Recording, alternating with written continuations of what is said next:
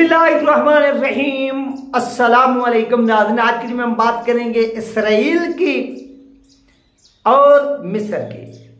इनकी नाज़रीन झड़प हुई है और इसराइल की एक यहूदा, एक बहुत बड़ी स्टार थी, टिकटॉक स्टार जिसको आप कहते हैं। पाकिस्तान के अंदर भी नाचने वालों को टिकटॉक स्टार कहा जाता है। वो भी नाचती थी, मुसलमानों को गुमराह करती थी। जिस तरह से अल्लामा साद शरीफ साहब ने कहा कि नचन आलियां दे पुत्र आज़ादी दी जंग नहीं लड़ सकते, तो यही वही हुआ कि ये वो नाचने वाली, ये वो गाने वाली, ये इसराइल की एक सोल्जर थी और इसके साथ इसके 3 और भी साथी थे सोल्जर। तो ये मिस्र की सरहद पर आते हैं। यही वो फिक्रा आप याद रखें कि नचन आलियां दे पुत्र कदी आजादी दी जंग नहीं लड़ सकते। तो यही वो फिक्रा, यही वो जुमला इसराइल की इस टिकटॉक जो स्टार थी सोल्जर, उस पर भी अब फिट हो चुका है। और ऐसा समझ लें ये इसराइल तक, मिस्र तक, अरब मुमालिक तक ये फैल चुका है कि नचन आलियां दे पुत्र कदी भी आजादी दी जंग नहीं लड़ सकते। जब ये लोग वहां पर पहुंचे मिस्र की सरहद पर, इन्होंने टिकटॉक शूट की और इसके अलावा इन्होंने क्या किया कि वो टिकटॉक नाचते नाचते इन्होंने ऐसी हरकत की कि जो मिस्र के बॉर्डर के ऊपर मिस्री फौजी जो सोल्जर, जो सिपाही खड़े हुए थे, उनको क्या करने की कोशिश की, उनको हिट करने की कोशिश की, बल्कि उनको हिट किया गया। तो वहां पर एक मिस्री नौजवान खड़ा था, जो सोल्जर था, जो सिपाही था, अपनी बॉर्डर के ऊपर हिफाजत कर रहा था अपने मुल्क की। हमें मिस्र से इख्तिलाफात हैं और होने भी चाहिए, क्योंकि इन्होंने वो जो गजा की पट्टी पर इनका आमदोरफ्त का रास्ता था, गजा वालों का, फलस्तीन वालों का, इन लोगों ने इन्हीं यहूदियों के कहने पर उसको बंद कर दिया, सील कर दिया। यानी ये यहूद के इशारे पर नाचते भी हैं, गाते भी हैं, इक़्तिदार भी बनाते हैं, इक़्तिदार खत्म भी करते हैं। जिस तरह से सदर अब ये अल सीसी बैठे हुए, इससे पहले सदर मुर्सी जो था, उसके साथ जो कुछ हुआ वो भी आप सब लोगों ने देखा। तो नाज़रीन, इस नौजवान ने अपनी गन उठाई और गन उठाकर इस टिकटॉक स्टार को, इसके 2 साथियों को वहीं पर ही जहन्नम वासिल कर दिया। जब दूसरी तरफ से फायरिंग हुई, किस तरफ से? उन यहूदियों की तरफ से, उन इजराइलियों की तरफ से। तो वो नौजवान भी शहीद हो गया, मारा गया। अब आप सारा नक्शा देखें कि एक तरफ से एक मुसलमान जो इसराइल के खिलाफ एक सोल्जर, हां, अगर ये अपने आकाओं से, अपने जर्नैलों से, अपने कमांडरों से इजाजत लेता तो वो कहते कि नहीं, हम इसराइल को नाराज नहीं कर सकते।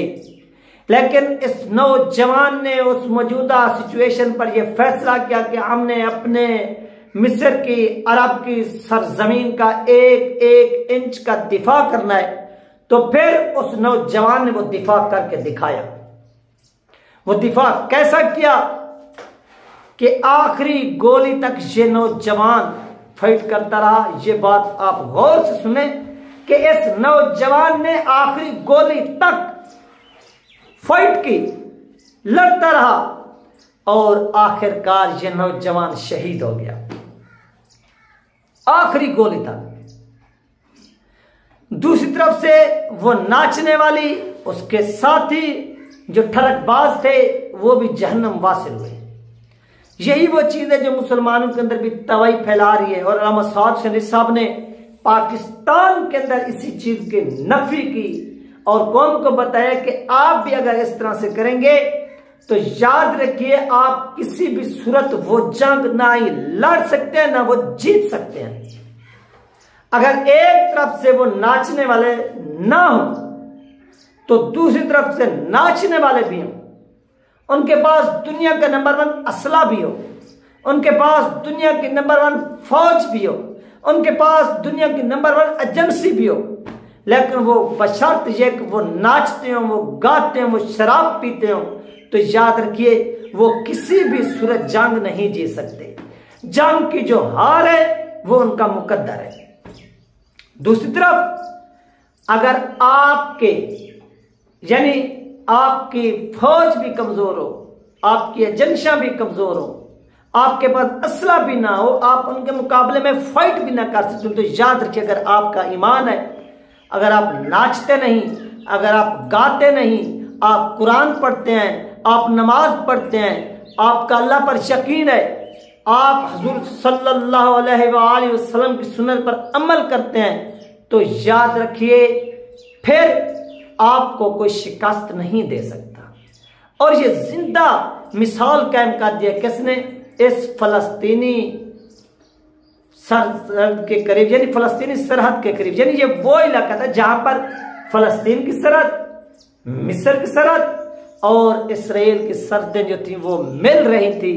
तो ये वहां पर वाक़या रूनुमा हुआ और इस सिपाही ने, इस सोल्जर ने अपनी जान से खेलकर अल्लामा साद हुसैन साहब की इस बात को भी सच साबित कर दिखाया और पूरी दुनिया को यह बताया कि अल्लामा साद हुसैन रिजवी साहब जो कुछ कह रहे हैं वो मैं मिस्र की इस सरजमीन से, मैं इस अरब की सरजमीन से इस चीज की गवाही देता हूं कि ये बात उन्होंने बिल्कुल ठीक की है, 100% ठीक की है, क्योंकि मेरे सामने जो मेरा दुश्मन था वो मुझसे 1000 गुना ज्यादा असले से भी लेस था, हथियारों से भी लेस था और ट्रेनिंग में भी ज्यादा महारत रखता था। लेकिन बशर्त यह है कि वो नाचता भी था, वो गाता भी था, वो झूमता भी था, वो शराब भी पीता था। लेकिन जब मेरी तरफ आप नजर दौड़ाएंगे तो मैं असले में भी कमजोर था और मेरी उतनी ट्रेनिंग भी नहीं थी, लेकिन मेरा जो ईमान था वो मजबूत था। मैं कुरान भी पढ़ता था, मैं नमाज भी पढ़ता था और मैंने ये दुनिया को बता दिया उन तीनों को हलाक करके